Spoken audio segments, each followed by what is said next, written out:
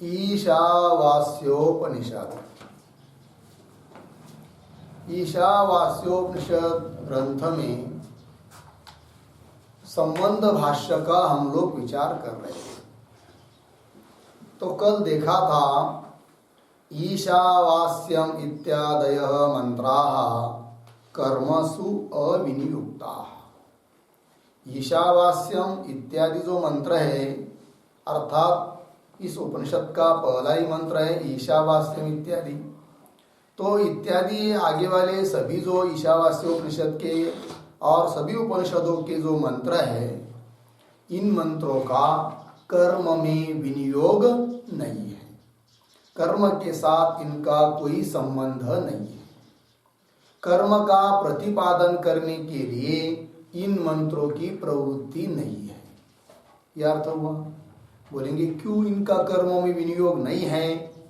तो उसका उत्तर भाष्यकार दे रहे आगे की पंक्ति में। देखिए, तेषाम अकर्मशेषस्य आत्मनः याथात्म्य प्रकाशकत्वात् हेतु दिया।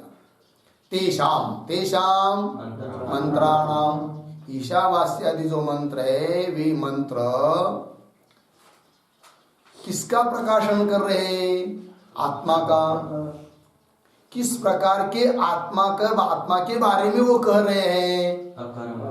तो अकर्म शेषस्य आत्मन, अर्थात जो आत्मा कर्म का शेष नहीं बन सकता है। इसका मतलब जो आत्मा कर्म का शेष नहीं बन सकता है, तो फिर ऐसा भी कोई आत्मा है क्या जो कर्म का शेष बनता है? तो आत्मा तो एक ही होता है, आत्मा में तो भेद है ही नहीं है। तो उसका उत्तर है कि भाई, जो व्यक्ति भ्रम के कारण अर्थात आत्मा का यथार्थ स्वरूप न जानने के कारण अपने को कर्ता भोक्ता आदि धर्मों से युक्त समझता है, उसके लिए तो कर्म का विधान होता है, ठीक। किंतु ईशावास्य इत्यादि मंत्रों के द्वारा आत्मा के यथार्थ स्वरूप का प्रकाशन किया जा रहा है। मतलब जैसा वस्तुतः आत्मा है, शुद्ध अपाप विद्ध इत्यादि स्वरूप से, इत्यादि रूप से आत्मा का प्रतिपादन कर रही है मंत्र। और इस प्रकार का जो आत्मा का यथार्थ स्वरूप है, वह कर्म का शेष बनता नहीं है। इसलिए इन मंत्रों का कर्म में विनियोग नहीं है। एक सीधी सीधी बात हो गई। अब पुनः उन लोगों को पूछेंगे, पूर्व पक्षी को, कि भाई ईशावास्यादि मंत्रों का कर्म में विनियोग नहीं है, ऐसा हम लोग कह रहे हैं, किंतु तुम तो कह रहे हैं कर्म के साथ इनका संबंध है। पूर्व पक्षी, पूर्व मीमांसक इत्यादि, ठीक है ना। तो यदि कर्म में संबंध मानना होगा इन मंत्रों का, तो उसके लिए प्रमाण क्या है बताओ? क्योंकि प्रमाण तो बताना पड़ेगा। बताया गया है, आपको अर्थ संग्रह में वो बात हुई है कि विनियोग विधि जो होती है, वह विनियोग करने के लिए सहकारी भूत 6 प्रमाणों की अपेक्षा करती है। 6 प्रमाण बताए गए हैं: श्रुति, लिंग, वाक्य, प्रकरण, स्थान और समाख्या।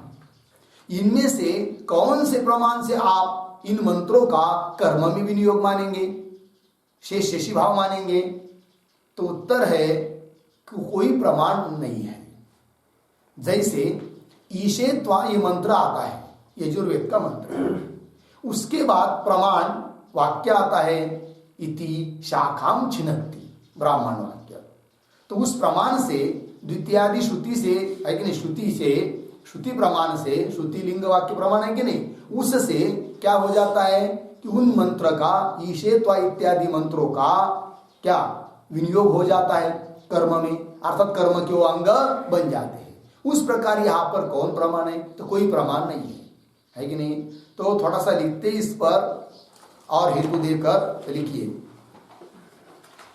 क्या लिखा है यहाँ पर मूल में? तेषाम अकर्म शेषस्य आत्मन याथात्म्य प्रकाशकत्वात्, आत्मा की यथार्थ का प्रकाशन कर रहे वो ये मंत्र, अर्थात इनका कर्म में विनियोग नहीं है। तो अविनियुक्ता कह दिया। तो कर्म में विनियोग क्यों नहीं है? तो उसके लिए हेतु हेतु लिखिए। पहला नंबर 1, विनियोजक प्रमाण अदर्शनात्।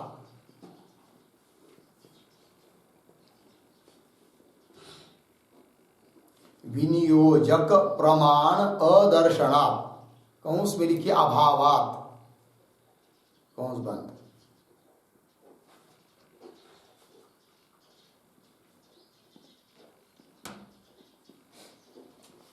ठीक। नंबर 2, प्रकरणांतरत्वात्।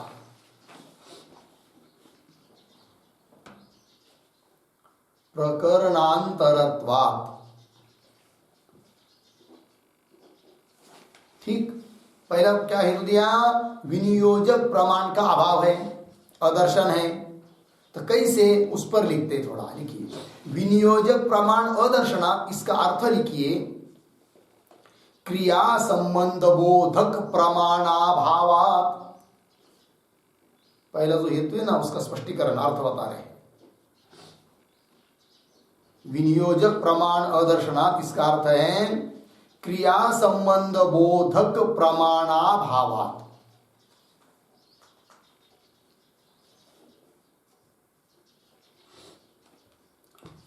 पूर्ण विराम, आगे लिखते हैं अंग प्रधान संबंध बोधकानि, अंग प्रधान संबंध बोधकानि षट् प्रमाणानि, षट् प्रमाणानि। श्रुति लिंग वाक्य, श्रुति लिंग वाक्य प्रकरण स्थान समाख्यारूपाणि, समाख्यारूपाणि। पूर्ण विराम। उद्धरण चिन्ह में व्रीहिभिर्यजेत, उद्धरण चिन्ह बंद। व्रीहिभिर्यजेत इत्यादौ तृतीयाश्रुत्या, तृतीयाश्रुत्या व्रीहीणाम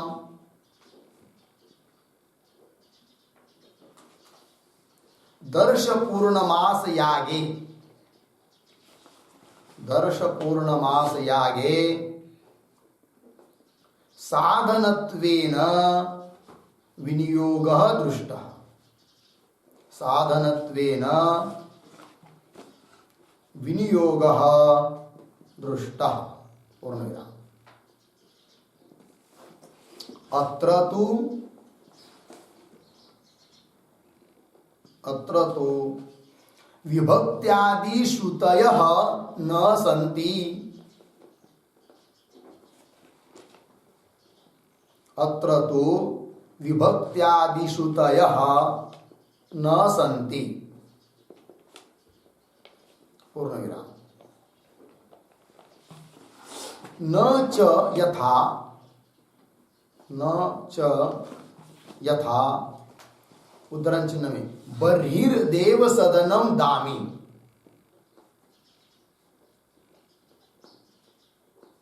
बर्हिर्देव सदनम दामी इति मंत्रस्य, इति मंत्रस्य दर्श पूर्णमास प्रकरणस्थस्य, दर्श पूर्णमास प्रकरणस्थस्य श्रुत्या विनियोगाभावे अपि, विनियोगाभावे अपि बर्हिर्लवन प्रकाशन, बर्हिर्लवन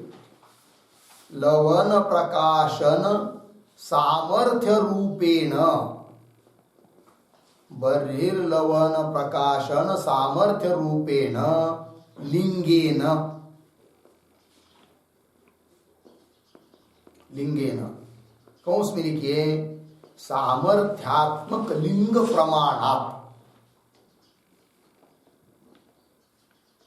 सामर्थ्यात्मक लिंग प्रमाणात इत्यर्थः। पूर्णविराम।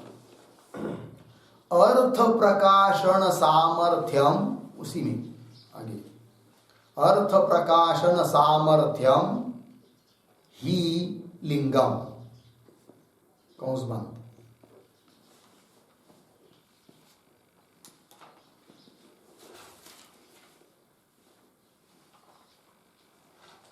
झालं, कौंस बंद झालं। आगे श्रुति कल्पना द्वारा, श्रुति कल्पना द्वारा विनियोग, विनियोग कौंस में लिखिए क्रिया संबंध, क्रिया संबंध अर्धविराम अंगांगी भाव, कौंस बंद। आगे इष्टः, पूर्ण विराम। तथा ईशावास्यम इत्यादि मंत्राणाम, ईशावास्यम इत्यादि मंत्राणाम कर्मांगभूत,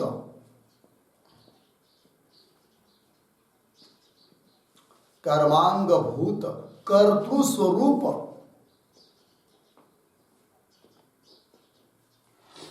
कर्तृस्वरूप प्रकाशकत्वात्, प्रकाशकत्वात् तेन सामर्थ्येन, तेन सामर्थ्येन सर्व वैदिक कर्मसु,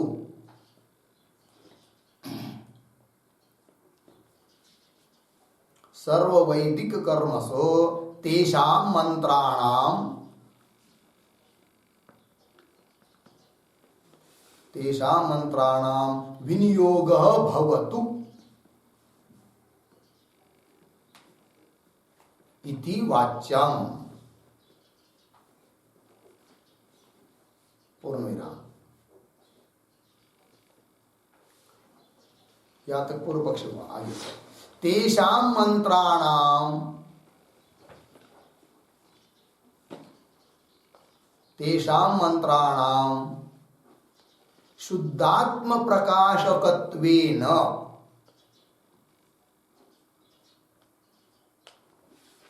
शुद्धात्म प्रकाशकत्वेन कर्मांगभूतस्य,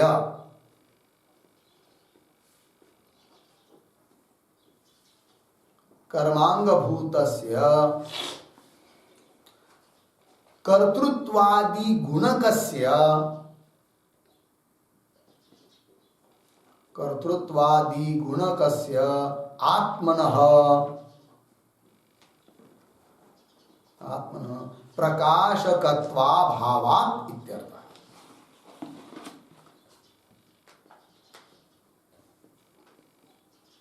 ठीक अर्थ समझ लीजिए भाई, प्रकाशकत्वाभावात् इत्यर्थः हो गया। चलिए, तो बता दिया कि विनियोजक प्रमाण अभावात् अदर्शनात्, अर्थात ईशावास्यादि मंत्रों का कर्म में विनियोग है, इस बात को सिद्ध करने के लिए कोई प्रमाण नहीं है। वही अर्थ लिखा, विनियोजक प्रमाण अदर्शनात् अभावात्। इसका अर्थ क्या लिखा? क्रिया संबंध बोधक प्रमाण अभावात्। क्रिया के साथ संबंध है किसी अंग का, इस बात को बताने के लिए कितने प्रमाण बताए हैं? 6। उनमें से कोई प्रमाण यहां पर नहीं है। तो वही बताया आगे, अंग प्रदान संबंध बोधकानि 6 प्रमाणानि। अंग और प्रदान इनका संबंध का बोध कराने वाले, विनियोग कराने वाले प्रमाण कितने हैं? 6। श्रुति, लिंग, वाक्य, प्रकरण, स्थान और समाख्य। जैसे उदाहरण वीर यजेते वाक्य है, तो यहां पर यज अर्थात यागादि में है कि नहीं? अंग है कौन? व्रीहि। प्रमाण क्या इसके लिए? श्रुति प्रमाण है, क्योंकि व्रीहि शब्द के बाद तृतीया विभक्ति है कि नहीं? व्रीहि भी, तो तृतीया विभक्ति रूप श्रुति प्रमाण के द्वारा व्रीहि याग का क्या बनता है? अंग बनता है। व्रीहि चावल, याग के अंग बनते हैं। उस प्रकार यहां पर कोई श्रुति इत्यादि प्रमाण नहीं है कि जिससे ईशावास्यादि मंत्र कर्म के अंग बन सके। ठीक है ना? कोई प्रमाण नहीं है, श्रुति प्रमाण नहीं है। जैसे उदाहरण दिया यहाँ, व्रीहि यजेत इत्यादि तृतीया श्रुत्या। यहाँ पर तृतीया श्रुति है, कौन सी? व्रीहि। व्रीहि शब्द के बाद में आई तृतीया। तृतीया श्रुत्या व्रीहीणाम, व्रीहीणाम दर्श पूर्णमास यागे साधनत्वेन। दर्श पूर्णमास याग के याग में साधन है कौन? व्रीहि। साधन होने के कारण विनियोग दृष्ट, उसका संबंध दिखाई दिया और उसके लिए प्रमाण है। कौन प्रमाण है यहाँ पर? श्रुति। तृतीया श्रुति प्रमाण है। अत्र तो विभक्त्यादि श्रुतय न संति। अत्र, अत्र मतलब ईशावास्यादि मंत्रों का यदि कर्म में विनियोग बताना है तो कोई तृतीयादि श्रुति चाहिए, लेकिन कोई श्रुति मिलती नहीं है, अर्थात श्रुति प्रमाण नहीं है। अत्र तो विभक्त्यादि श्रुतय न संति। श्रौत विनियोग नहीं हो सकता, इसका मतलब श्रुति के द्वारा विनियोग नहीं हो सकता है ईशावास्यादि मंत्रों का कर्म के साथ।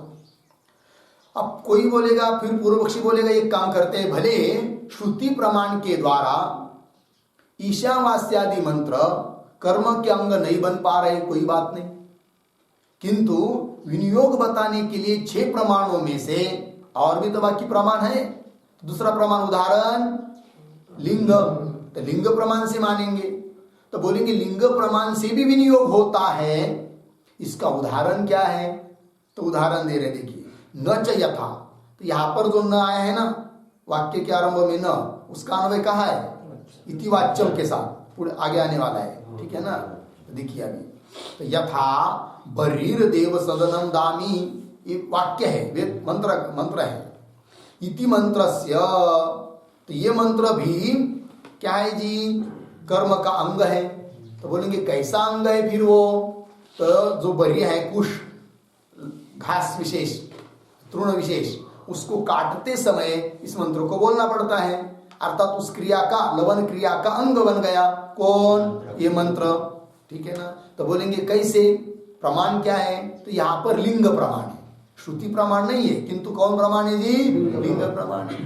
तो लिंग प्रमाण का मतलब भी बता दिया यहाँ पर। देखिए पंक्ति, यथा बरीर देव सदम दाम इति मंत्रस्य दर्श पूर्णमास प्रकरणस्थस्य।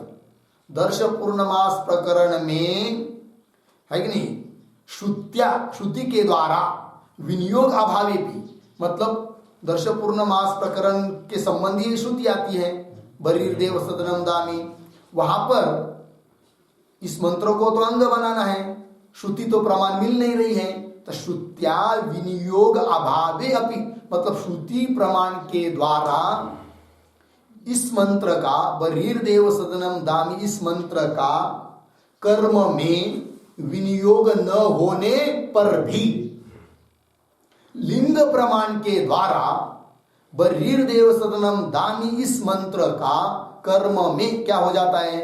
विनियोग। कौन से प्रमाण के द्वारा? लिंग प्रमाण के द्वारा, श्रुति प्रमाण से न होने पर भी। तो वही लिखे, विनियोग अभावे अपि बरीर लवण प्रकाशन सामर्थ्य रूपेण लिंगेन। यहाँ पर लिंग है, क्या लिंग? लिंग का मतलब क्या होता है जी? कौन पे लिख दिया आपको? सामर्थ्यात्मक लिंग प्रमाणात, सामर्थ्य यही लिंग है। सामर्थ्य मतलब अर्थ प्रकाशन सामर्थ्यम लिंगम। वह मंत्र किस बात का प्रकाशन कर रहा है, किस बात को बता रहा है, तो वही अर्थ प्रकाशन हुआ। तो अर्थ प्रकाशन सामर्थ्य, यही क्या है जी? लिंग। उससे पता चलता है कि यह मंत्र किसका अंग है। तो सीधा सीधा मंत्र कह रहा है कि बरीर देव सदनम दामी, है कि नहीं? दामी मतलब वो काटने के लिए कह रहा है, लेकिन बरी को काटना है देव सदन बनाने के लिए, तो प्रकाशन कर रहा है काटने का। इसका मतलब उस लवन क्रिया का अंग है कौन? मंत्र। कौन सा? बरीर देव सदनम दामी। कौन से प्रमाण के आधार पर? लिंग प्रमाण के आधार पर। ठीक है ना? तो वही बर्हिर्लवन प्रकाशन सामर्थ्य रूपेण लिंगेन, सामर्थ्यात्मक लिंग प्रमाणात अर्थ प्रकाशन सामर्थ्य में लिंगम, हाँ तो लिंगेन श्रुति कल्पना द्वारा, क्योंकि उस बात को भी बताया था कि श्रुति लिंग वाक्य प्रकरण स्थान समाख्या है कि नहीं, तो आगे आगे वाले जो है ना प्रमाण वो क्या करते, पीछे पीछे प्रमाणों की अपेक्षा करते हैं।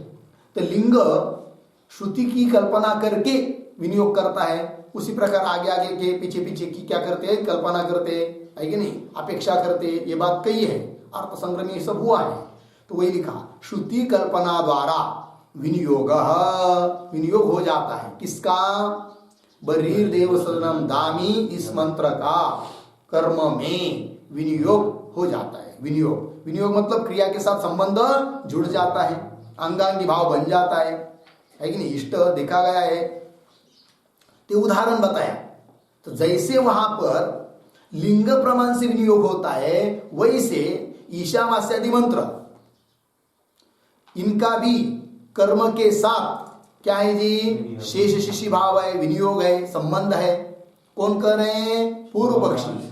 तब उनको पूछा कौन प्रमाण, तो श्रुति प्रमाण तो दे नहीं सकते, तो वे वो प्रमाण देने का प्रयास कर रहे हैं पूर्व पक्षी, कौन सा, लिंग प्रमाण। तो वही कर रहे, तो बोल रहे वो पूर्व पक्षी बोलते हैं कि ईशावास्यादि मंत्र किसका प्रकाशन कर रहे हैं, आत्मा का, है कि नहीं, और आत्मा का प्रकाशन कर रहे हैं, वो तो कर्म के लिए कर्ता होता है, तो कर्ता रूप आत्मा का प्रकाशन कर रहे वो ईशावास्यादि मंत्र, अर्थात अर्थ सामर्थ्य प्रकाशनम लिंगम, है कि नहीं। अर्थ क्या क्या बताया है, अर्थ प्रकाशन सामर्थ्य, अर्थ का प्रकाशन कर रहे कि नहीं, अर्थ लिंग है, यहाँ पर लिंग प्रमाण है, तो लिंग प्रमाण के आधार पर ईशावास्यादि मंत्रों का भी विनियोग मान लो, किसमें, कर्म में, क्योंकि वो ऐसे अर्थ का प्रकाशन कर रहे हैं, आत्मरूप अर्थ का प्रकाशन कर रहे हैं, जो कि कर्म में कर्ता बन जाता है। तो कर्म कर्ता का प्रकाशन कर रहे कौन, मंत्र। इसीलिए जैसे वहां पर बर्हिर्देव सदनदामी लवन क्रिया का प्रकाशन कर रहा है कौन, मंत्र, इसलिए वो लवन क्रिया का क्या बन जाता है, अंग। इसी प्रकार कर्म का कर्ता जो आत्मा, उसका प्रकाशन ईशावास्यादि मंत्र कर रहे हैं, तो यहां पर भी लिंग प्रमाण के आधार पर ईशावास्यादि मंत्रों को कर्म का अंग मान लो। कौन बोल रहे हैं, पूर्व पक्षी, ठीक है ना, पूर्व पक्षी पंक्ति देखिए, तथा लिखा है ना, ईशावास्यम इत्यादि मंत्राणाम, मिला, इत्यादि मंत्र भी कर्मांग भूत कर्तु स्वरूप प्रकाशकत्वात्, कर्म का अंगभूत जो कर्ता, कर्तृ कर्ता, उसका उसके स्वरूप का प्रकाशक ये मंत्र होने के कारण ईशावास्यादि मंत्र, तो तेन सामर्थ्येन, सामर्थ्य रूप लिंग प्रमाण के द्वारा सर्व वैदिक कर्मसु, जितने भी वैदिक कर्म है यागादिक, उन सब में तेषाम मंत्राणाम ईशावास्यादि मंत्राणाम विनियोग भवतु, विनियोग हो जावे। कौन बोल रहे, पूर्व पक्षी। उत्तर दे रहे सिद्धांती, इति वाच्यम वाच्यम, क्यों, तो देखिए तेषाम मंत्राणाम ईशावास्यादि मंत्राणाम शुद्धात्म प्रकाशकत्वेन कर्म अंगभूतस्य कर्तृत्वादि गुणकस्य आत्मनः प्रकाशकत्व अभाव।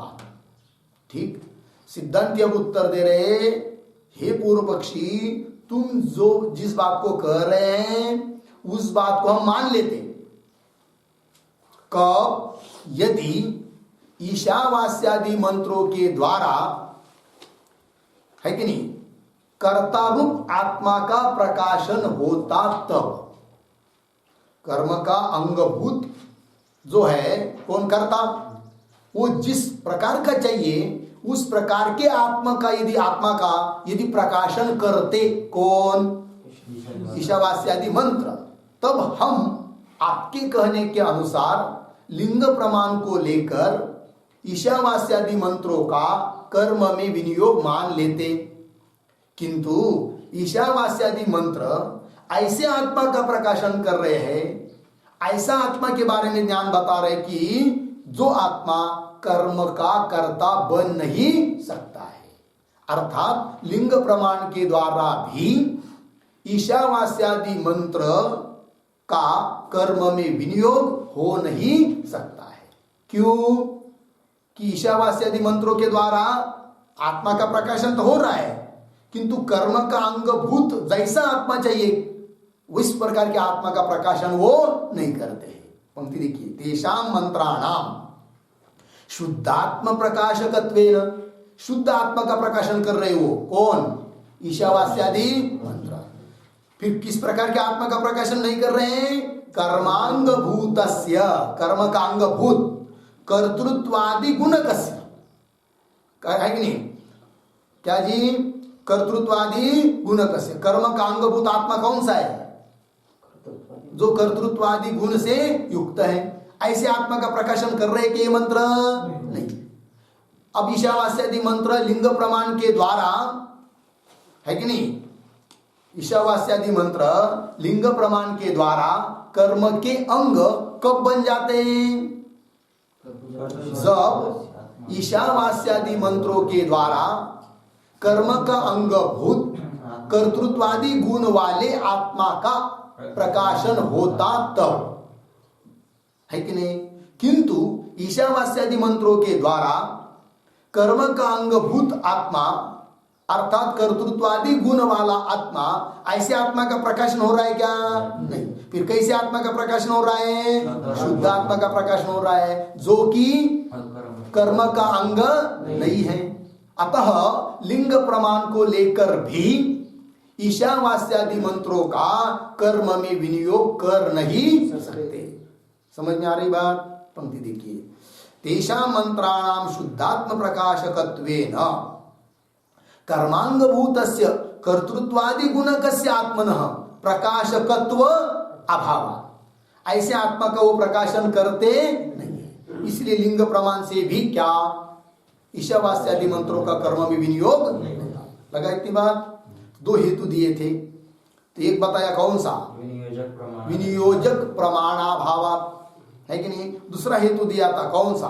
प्रकरणांतरत्वात्। उसका अर्थ लिखिए, प्रकरणांतरत्वात् बराबर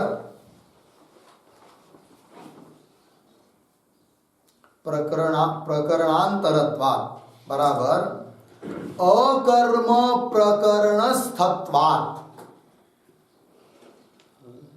अकर्म प्रकरणस्थत्वात्, अकर्म प्रकरणस्थत्वात् हो गया।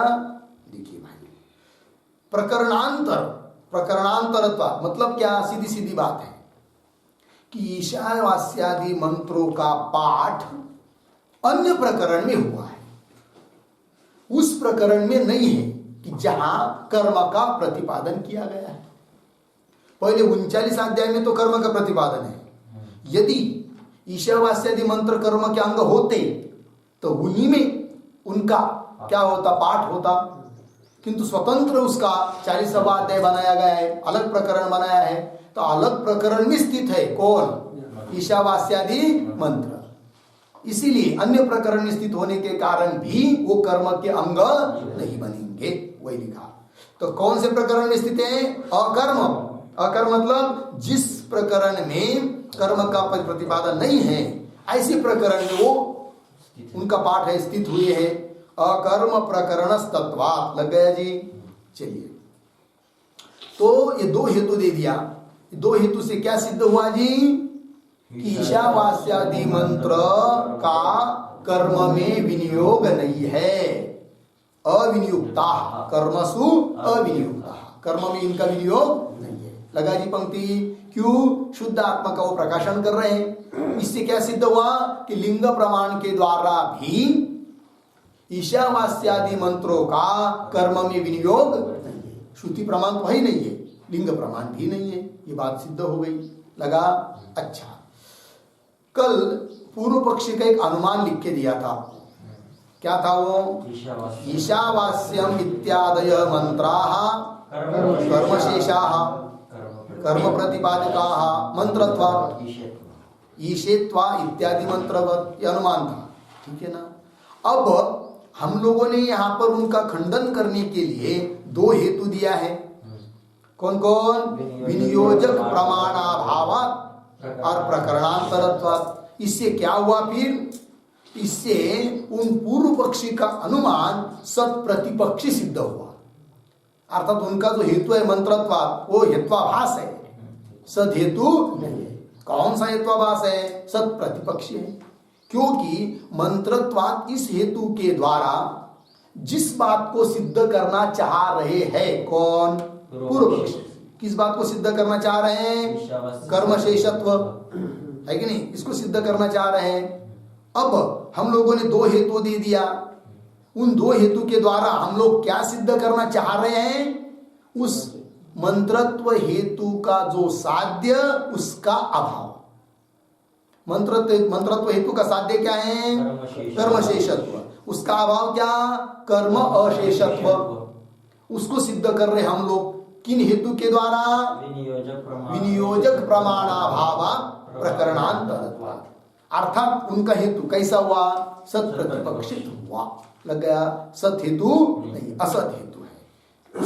उसके अनुमान से, पूर्व पक्षी के अनुमान से ईशावास्यादि मंत्र कर्म के शेष हो नहीं सकते हैं। लगा पंक्ति? चलिए मूल में ईशावास्यम, शुरू से ईशावास्यम इत्यादय मंत्राः कर्मसु अविनियुक्ताः तेषाम् अकर्मशेषस्य आत्मनः याथात्म्य प्रकाशकत्वात्। लग गए जी? तो बोलेंगे ठीक है, कोई बात नहीं, नहीं है कर्म में विनियोग ईशावास्यादि मंत्रों का, कोई बात नहीं। अब क्योंकि ईशावास्यादि मंत्र आत्मा का प्रकाशन कर रहे, कौन से आत्मा का? यथार्थ आत्मा के यथार्थ स्वरूप का प्रकाशन कर रहे। तो बोलेंगे आत्मा का यथार्थ स्वरूप क्या होता है?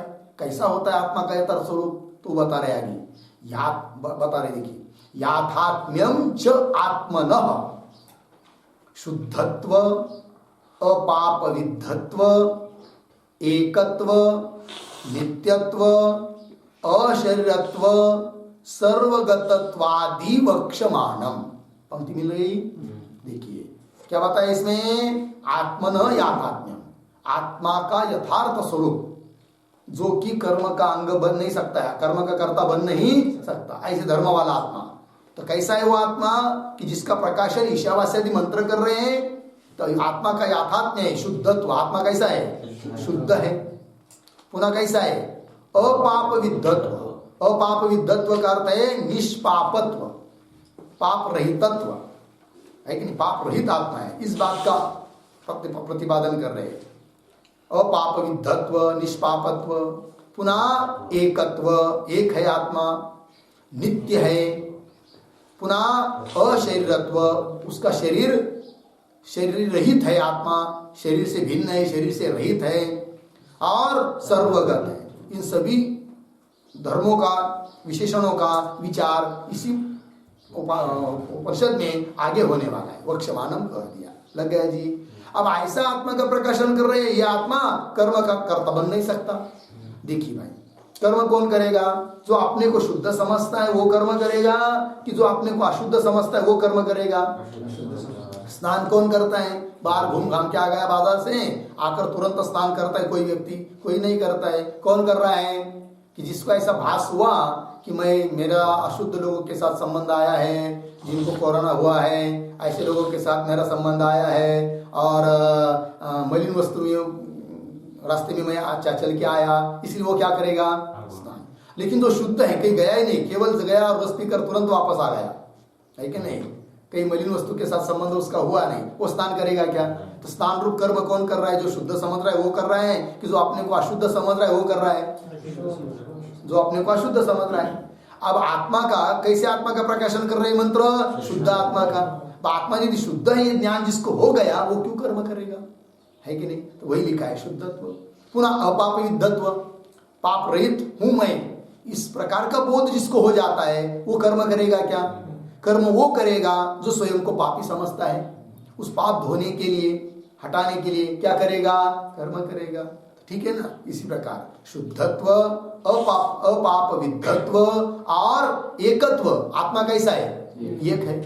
यदि द्वैत का प्रतिपादन हुआ रहता तब हो सकता है आत्मा है कि नहीं, क्या कर्म करते लोग है कि नहीं, इस प्रकार का आत्मा भी कर्म का कर्ता बन जाता, क्योंकि द्वैत है, स्वर्ग आदि कुछ है मेरे से अतिरिक्त, उसको मुझे पाना है। अब दूसरा कुछ है ही नहीं, मैं अकेला हूं, एकत्व ही है, तो एकत्व में कर्म होता है क्या?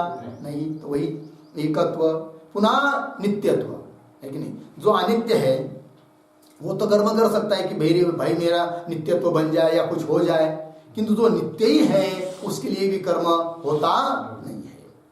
और अशरीरत्व, पुनः सर्वगतत्व, सब जगह मैं ओतप्रोत हूं, कहीं मुझे जाना है ही नहीं है, जहां मैं चाहूं वहां मैं पहले ही उपस्थित है, ऐसा जिसको बोध हो गया वो कर्म कर नहीं सकता है। तो ऐसा जो आत्मा है कि नहीं, उस आत्मा का प्रकाशन कर रहे कौन? ईशावास्यादि वही लिखा है, याथात्म्यम च आत्मन याथात्म्यम च शुद्धत्व अपापविद्धत्व एकत्व नित्यत्व अशरीरत्व सर्वगतत्वादि वक्षमान। लगा पंक्ति आगे, तच्च कर्मणा विरुद्धेत, वही बात आ गई।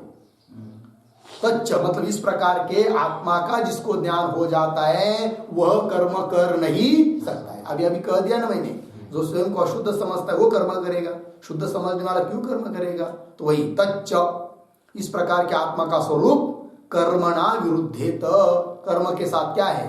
विरुद्ध है कि नहीं? विरुद्धेत इति युक्तः एव येषां कर्मसु अविनियोग, इसलिए युक्त ही है। हमने जो कहा वो बात ठीक ही है, क्या कि येषां कर्मसु अविनियोग, येषां ईशावास्यादि मंत्राणाम कर्मसु अविनियोग, कर्म में इन मंत्रों का विनियोग नहीं है। ये जो बात हमने कही वो ठीक ही है।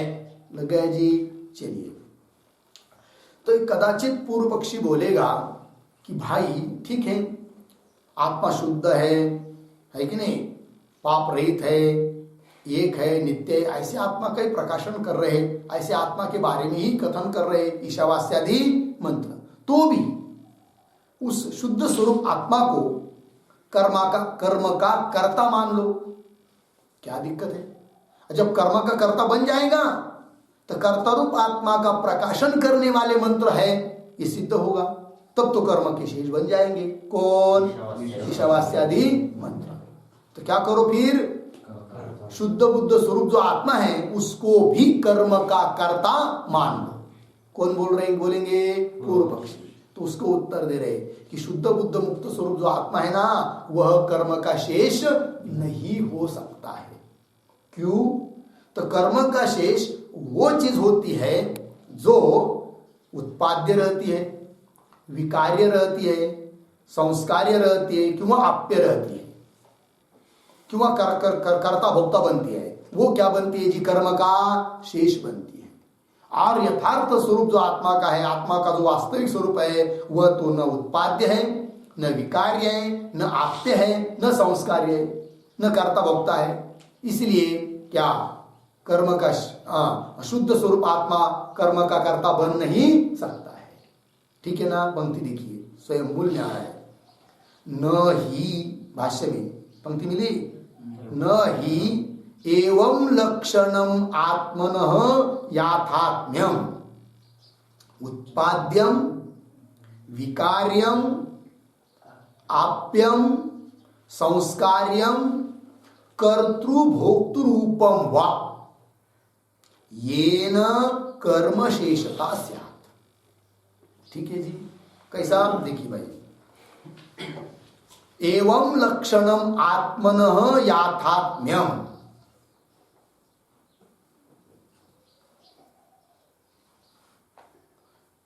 सरल ही है। एवं लक्षणम आत्मनः याथात्म्यम उत्पाद्यम विकार्यम आप्यम संस्कार्यम कर्तृभोक्तृरूपम वा न, नहीं है। यदि होता मतलब उत्पाद्य नहीं है, विकार्य नहीं है, आप्य नहीं है, संस्कार्य भी नहीं है, कर्ता भोक्ता भी नहीं है। कौन? इस कैसा? एवं लक्षणम आत्मनः याथात्म्यम। एवं लक्षण मतलब ऊपर कहा ना, शुद्धत्व अपापविद्धत्व इत्यादि, इस प्रकार के लक्षण वाला जो आत्मा का यथार्थ रूप है वह उत्पाद्य विकार्य इत्यादि नहीं है। यदि उत्पाद्य विकार्य इत्यादि होता तब कर्म का शेष बनता है कि नहीं। वाह, ये न कर्म शेषता से जिससे कि वो कर्म शेष बने, ऐसा नहीं है वो आत्मा का यथार्थ रूप। कैसा? उत्पाद्य विकार्य आप्य संस्कार। क्योंकि कर्म का शेष वो चीज बनती है जो उत्पाद्य आप्य इसमें से कोई रहती है, संस्कार्य इत्यादि। लगा पंक्ति? तो बोलेंगे ठीक ही बात को तो हम समझ जाएंगे, लेकिन उत्पाद्य क्या है, ये विकार्य क्या है, आप्य क्या है, संस्कार्य क्या है, इसका उदाहरण क्या है, और वही चीज कर्म का शेष बनती है, इसका थोड़ा सा स्पष्टीकरण हो जाए तब हमको समझ में आएगा कि आत्मा उत्पाद्य नहीं है, विकार्य नहीं है, आप्य नहीं है, संस्कार्य नहीं है, इसलिए वो कर्म का शेष नहीं बनेगा। ठीक है ना जी। तो चलिए तो लिखते हैं फिर उत्पाद्य, उत्पाद्य के बारे में एक एक बात को लिखेंगे थोड़ा। उत्पाद्य लिखिए, उत्पाद्य पुरोडाश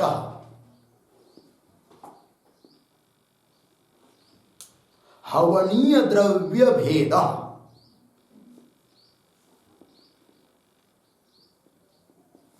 हवनीय द्रव्य भेद, पिष्टमय, कौंस में किए पिष्ट पिंड,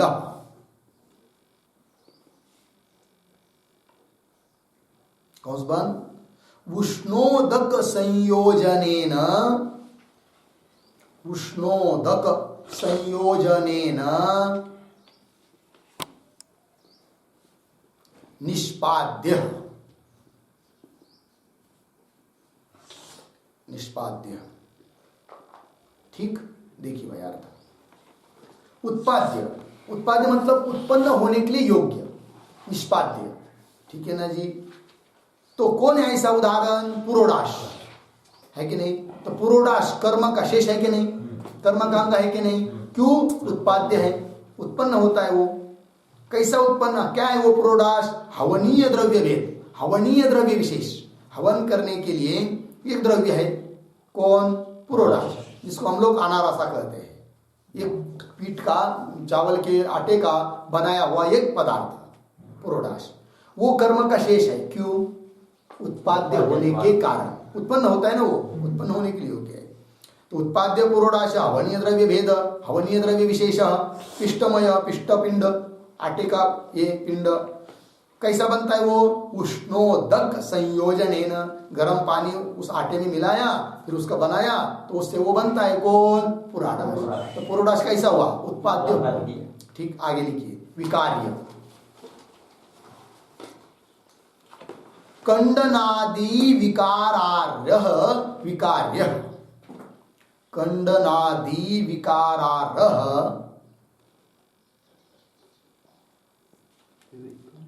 कंडनादि विकारार्ह, विकारार्ह, विकार्य, पूर्णविराम।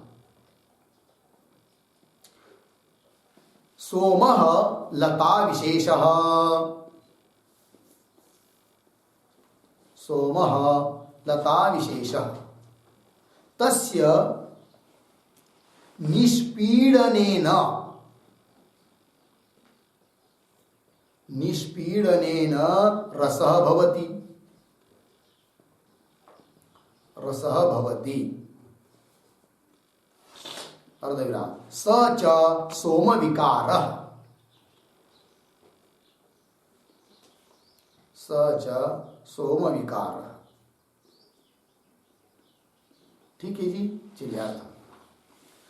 कंडनादि विकारार्ह विकार्य, कंडन मतलब कुटना है कि नहीं, कुटना, पीड़न, क्या करना उसको, निष्पीडन करना इत्यादि जो भी कुछ, तो उससे क्या होता है? विकार होने के लिए योग्य, विकार्य। उदाहरण दिया सोम, सोम क्या है? एक प्रकार की लता, लता मतलब वेली है कि नहीं। तो उसको लाया जाता है और लाने के बाद उसको काटते, कूटते, और कूटने के बाद उसको कपड़े में रखकर वो सब उसको ऐसा निष्पीडन करते हैं। क्या बोलते हैं इसकी हिंदी में? निचोड़ना। तो निचोड़ते हैं, तो निचोड़ना, तो उससे क्या होता है? वो रस निकलता है। तो रस क्या हुआ जी? विकार्य हुआ। विकार है वो। सोमलता का क्या है जी? विकार। दही, दूध का दही बन गया, विकार, अन्यावस्था। सोमलता का रस निकाल लिया तो वो क्या हुआ? उसका विकार। तो सोम रस कर्म का शेष है, अंग है। क्यों? विकार है कि नहीं? विकार है, विकार होण्याला योग्य है। ठीक है। सोमलता विशेष तस्य निष्पीडनेन रस भवति सच सोम विकार। लग गया जी? सोम रस कर्म का शेष क्यों बना? विकार्य है। ठीक।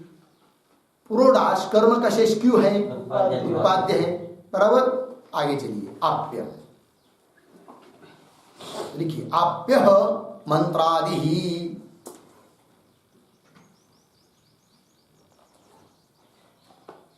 पूर्ण विराम।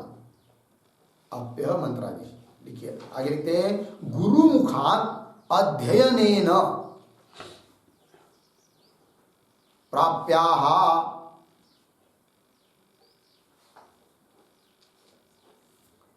गुरुमुखात अध्ययनेन प्राप्याः कौंस में लिखिए मंत्राः।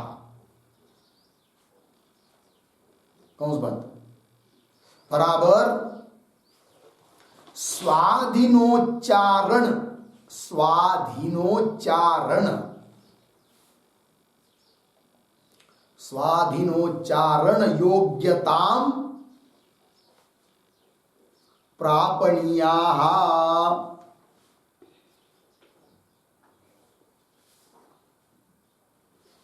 प्रापणीयाः। ठीक है जी।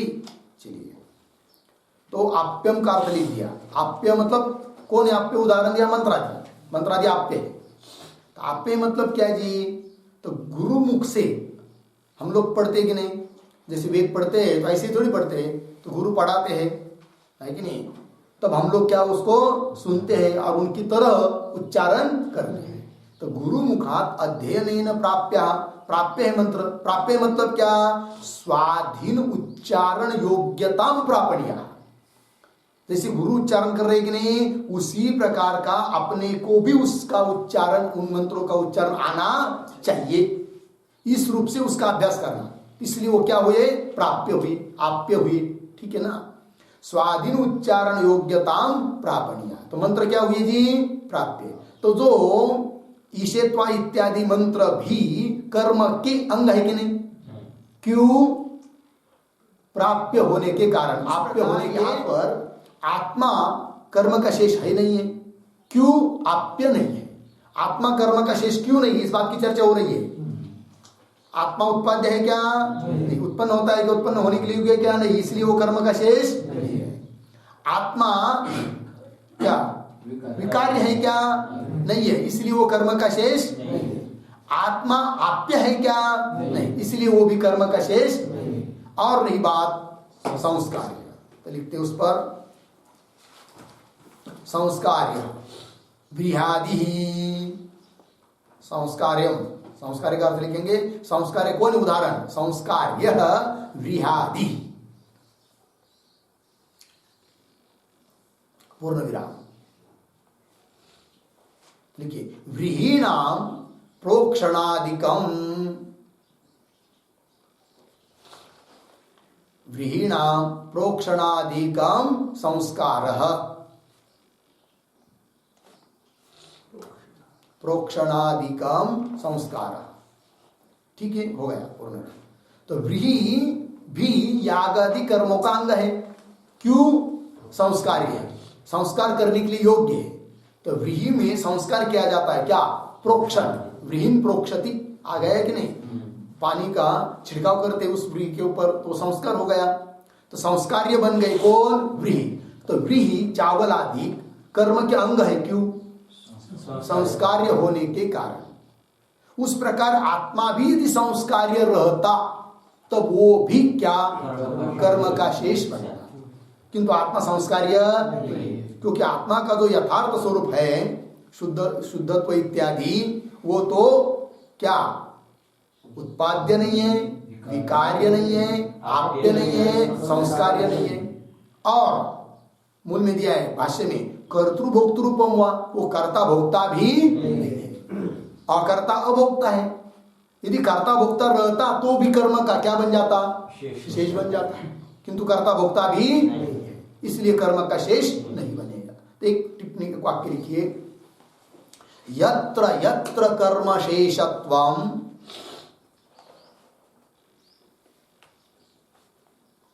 यत्र यत्र कर्म शेषत्वम तत्र तत्र तत्र तत्र उत्पाद्यादि अन्यतमत्वम उत्पाद्यादि अन्यतमत्वम इति भवति व्याप्ति।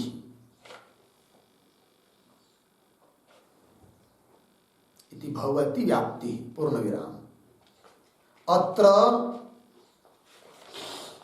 व्याप्यम कर्मशेषत्वम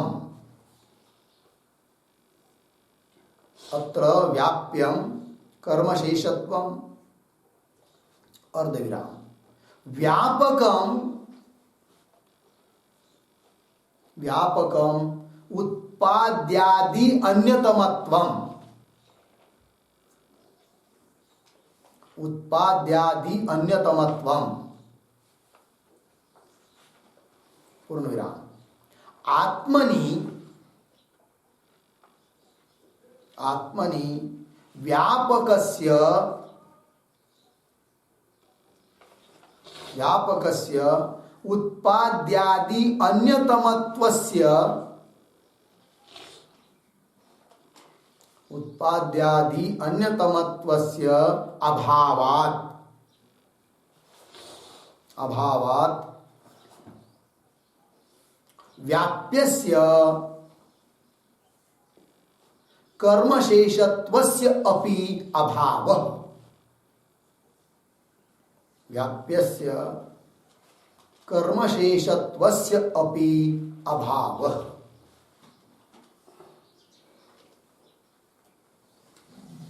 हो गया जी इत्यर्थ। अब देखिए बहुत काम की चीज है। तो यहां पर एक व्याप्ति बन गई है। क्या जी? यत्र यत्र कर्मशेषत्वम तत्र तत्र उत्पद्यादि अन्यतमत्वम, है कि नहीं? जो जो चीज कर्म का शेष बनती है वह चीज उत्पद्यादि में से कोई एक होनी चाहिए। उत्पाद्य हो विकार्य हो कोई तो होना चाहिए, है कि नहीं? जहाँ जहाँ धूम वहाँ वहाँ वन्नी। तो यहाँ पर यत्र यत्र कर्मशेषत्व तत्र तत्र उत्पद्यादि अन्यतमत्व। तो यत्र यत्र पद से जो आता है वो व्याप्य, तत्र तत्र पद से आता है वो व्यापक। तो व्याप्य कौन यहाँ पर? कर्मशेषत्व लिख के दिया है। अत्र व्याप्यम कर्मशेषत्व। व्यापक कौन है?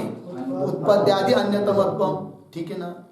तो देखिए, तो अब जहां पर व्याप्य रहता है वहां पर व्यापक रहता है। जहां धूम रहता है वहां वन्य जरूर रहता है। ध्यान दीजिए, धूम व्याप्य है, वन्य व्यापक है। जहां धूम रहता है वहां वन्य रहता है कि नहीं? हाँ। किंतु व्यापक का अभाव जहां रहता है वहां व्याप्य रह सकता है क्या? नहीं, है कि नहीं? तो देखिए, तो यत्र कर्मशेषत्वम तत्र उत्पद्यादि अन्यतमत्वम। तो यहां पर व्याप्य कर्मशेषत्व, व्यापक है उत्पद्यादि अन्यतमत्व। व्याप्य जहां रहेगा वह व्यापक रहेगा, किंतु जहां व्यापक का अभाव रहता है वह व्याप्य रहता नहीं है। तो आत्मा में व्यापक धर्म है क्या? व्यापक धर्म कौन सा? या उत्पद्यादि अन्यतमत्व है क्या आत्मा में? तो जहां व्यापक है नहीं, व्यापक का क्या है? अभाव। वहां पर फिर व्याप्य रहेगा क्या? नहीं। व्याप्य कौन है? जहां जहां वन्य का अभाव है वहां धूम का भी अभाव जरूर है। ऐसा कोई स्थल दिखाइए कि वन्य का तो अभाव है किंतु धूम है, कोई मिलेगा? नहीं, है कि नहीं? व्यापक का अभाव, जहां व्यापक का अभाव उल्टा हो जाता है उधर अभाव लेने पर, है ना? और धूम वन्य को लेंगे तो जहां व्याप्य रहेगा वहां व्यापक, किंतु दोनों का अभाव लेंगे तो व्यापक का अभाव व्याप्य हो जाता है और व्याप्य का अभाव व्यापक हो जाता है। और जहां व्याप्य रहता है वहां व्यापक रहता है। तो वन्य का अभाव ये क्या हो गया? व्याप्य। तो जहां जहां वन्य का अभाव है वहां वहां जरूर होता है क्या? धूम का अभाव। उस प्रकार यहां पर भी जहां जहां उत्पत्त्यादि अन्यतमत्व, अन्यतमत्व मतलब इन चारों में से कोई एक, उत्पत्त्यादि अन्यतमत्व का अभाव जहां जहां रहेगा वहां वहां कर्मशेषत्व का अभाव। तो आत्मा में, शुद्ध बुद्ध मुक्त स्वरूप आत्मा में उत्पत्त्यादि अन्यतमत्व है कि उत्पत्त्यादि अन्यतमत्व का अभाव है? उत्पत्त्यादि अन्यतमत्व का अभाव है, अर्थात व्यापक कर्मशेषत्व का भी अभाव है, व्याप्य का भी अभाव है, अर्थात कर्मशेष आत्मा नहीं है। लगा जी? वही लिया है, लिखा है, देखिए भाष्य में, न ही एवं लक्षणम आत्मन, मिला? एवं लक्षण मतलब ऊपर जो शुद्धत्व अपापित्व होता है ना, वह एवं लक्षणम आत्मन याथात्म्यम, इस प्रकार के आत्मा का याथात्म्य उत्पाद्यम न, उत्पाद्य नहीं है, विकार्यम न, आप्यम न, संस्कार्यम न, कर्तृभोक्तृरूपम वा न, नहीं है। यदि रहता तो कर्मशेष बनता, तो ये न कर्मशेषता से, अर्थात आत्मा कर्म का शेष नहीं है। और जो आत्मा कर्म का शेष नहीं है, ऐसे आत्मा का प्रतिपादन कर रहे हैं कौन? ईशावास्यादि मंत्र। अतः ईशावास्यादि मंत्र भी कर्म के शेष नहीं बन सकते हैं। लगा जी? कर्म में इनका विनियोग नहीं है। ठीक है, तो बोलेंगे भाई ठीक है, इन उपनिषद मंत्रों का कर्म में विनियोग नहीं है, कर्म के अंग नहीं है, कर्म बताने में इनका तात्पर्य नहीं है, फिर इन उपनिषद वाक्यों का तात्पर्य किस अर्थ में, वो तो बताओ। फिर कर्म में तात्पर्य नहीं है तो, क्योंकि मीमांसक कहेंगे हमारा तो सिद्धांत है क्या, आमनायस्य क्रिया अर्थत्व अनर्थक्यम तदर्थानाम, तो हम लोगों की दृष्टि ये बात है। किंतु तुम तो कह रहे उपनिषद वाक्य कर्म के शेष नहीं है, ना आत्मा कर्म का शेष है। तो ये जो उपनिषद वाक्य है ईशावास्यादि सब मंत्र, इनका तात्पर्य किस अर्थ में है, उस बात को फिर बताओ। तो उसका तात्पर्य अब बता रहे हैं आगे के पंक्ति में, किंतु सर्वासाम इत्यादि, किंतु इसका विचार हम लोग कल करते हैं। ठीक है जी। ओम पूर्णमदः